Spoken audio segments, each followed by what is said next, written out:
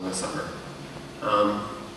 And I kind of want to get into how we were able to find Tabernacle and how this became our church home. And I'm going to do this from a story my mom told me. So, in January 2001, my mom and dad were searching for churches in the local area. And one day while my sister and I were staying home and my dad was taking care of us, my mom thought, oh hey, I'll go try Tabernacle out. So she came to 11 o'clock service and she didn't know anyone here. She heard Pastor Steve's sermon, and after that, she was getting ready to leave.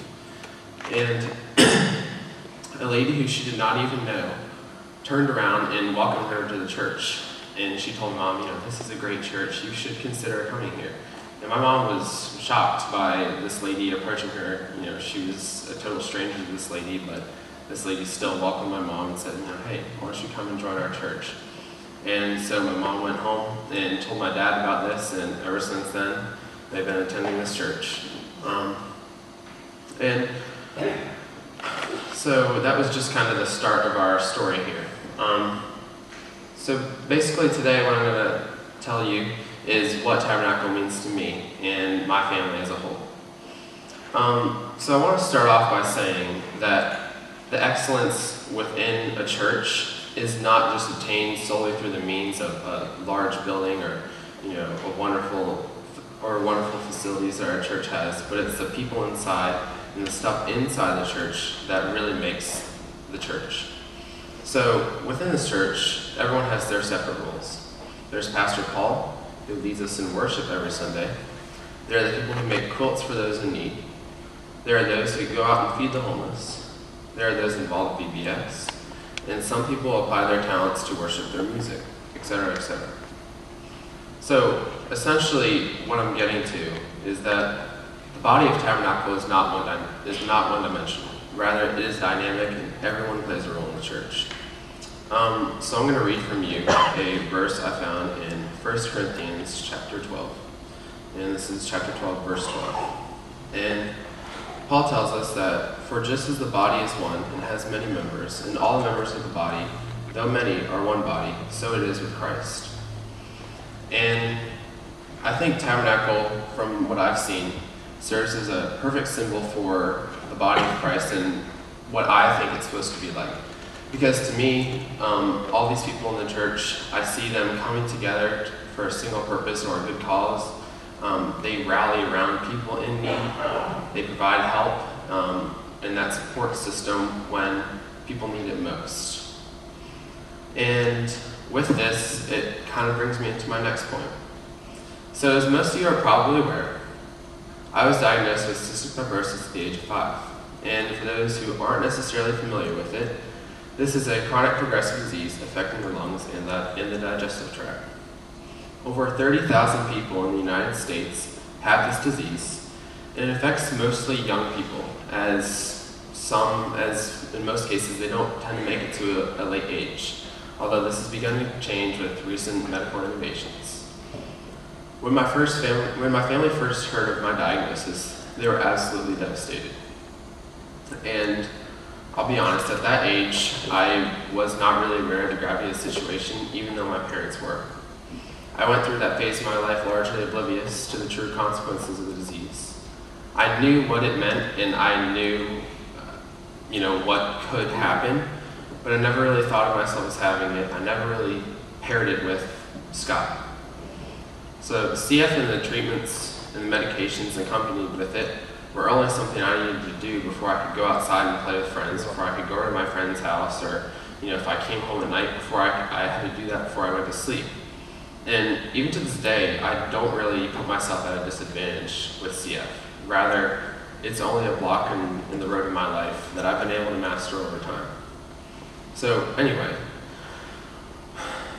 my parents admitted to me that my diagnosis of cystic fibrosis actually brought them closer to God than they ever were before. But despite this, they still didn't have that support system and didn't really have that until Tabernacle. Ironically, my mom first visited Tabernacle in January of 2001, and we became members soon thereafter. May of that same year, I was diagnosed with cystic fibrosis. God had placed tabernacle in our lives, knowing that we would need it, even if we weren't aware of it at the time. In talking about this, I would like to read you 2 verses from Romans and then 2 Corinthians that I think tie in with this very nicely.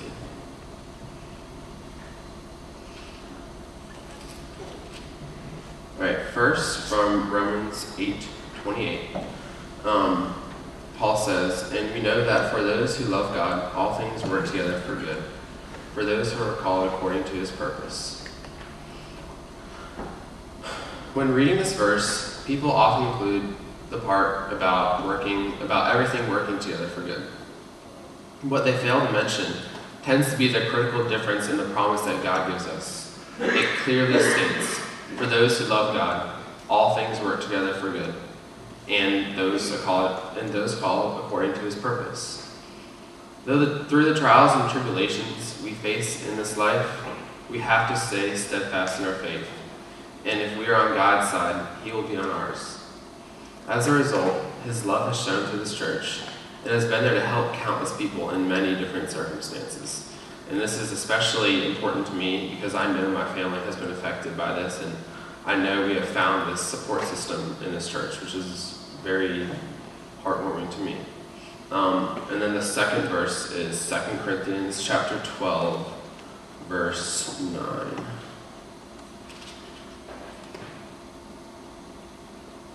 Alright, in here, God tells Paul, "My grace is sufficient for you, for my power is made perfect in weakness."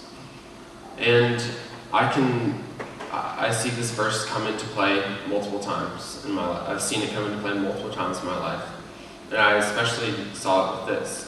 God's power was made perfect in our weakness, because not only did we grow stronger in our faith and grow closer to him, but we also were able to find tabernacle as our home. God placed us in tabernacle knowing that we would need this support system, this structure to help us and really connect us closer with God. I can confidently say that tabernacle has been with us the whole way, and I know the dedicated people of this church will continue to be. When my mom formed Team Scotty and began fundraising for the annual walk we have in late April, members of the church were right there with us. Initially, I was too young to be able to attend the walks due to CF hazards and stuff like that. But despite this, I still remember seeing pictures of everyone at the walk and thinking, who are all those people? And I didn't know any of them, but they were still out there to support me, support my family. And that means a lot to me because I know that it was really hard on my parents, and to have people there with them is very good, and I am honored to have a church like Tabernacle where people can come out and support someone that they don't even really know yet. And still today, I can look at those same pictures and recognize most of the people in them because we still know them. Even the people that have moved, we are still in contact with them. In the whole, people will come out and support this cause and others like it from the good in their hearts, and it is done out of the selfless nature of the people in this church. This is really encouraging, and because I know that the motive for the people doing so is solely for the love of God and others. You see, Tabernacle is not just a church with a congregation. To me, this is truly a church family, truly the idealization of what a church family is supposed to be like.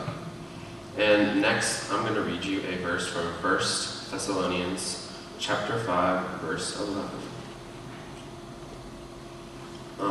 In here, God tells us to encourage one another and build one another up, just as you are doing. And I can see encouragement in this church practically anywhere. I see it in the prayer quilts, encouraging people to stay strong, get better. I see it during the prayers, praying for people who need it. I can see it in the multi-purpose room after service, just people going around and talking with each other, making sure everything's okay. And the same thing with the parking lot. We'll see people talking, making sure they're doing okay. If someone lost their job, they're there making sure, hey, are you all right and stuff. The encouragement and support here in Tabernacle is demonstrated not just by a few people, it's by each specific individual. and it can be seen in abundance. If something is wrong, I doubt you are going to make it out of here without someone asking if you're okay. So I hope I served as a good example today to show you what this church is really about. And I hope I have showed you how much of an impact it has had, not on my life, but my family's and other people in the church as well. So I want to leave you today with a verse from Romans chapter 12, verse 12.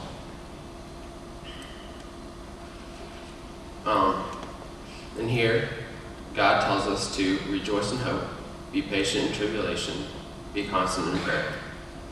And I really like this verse because I know that it applies to everyone. Everyone has tribulations. Everyone has times of hardship. And this is very applicable to us today.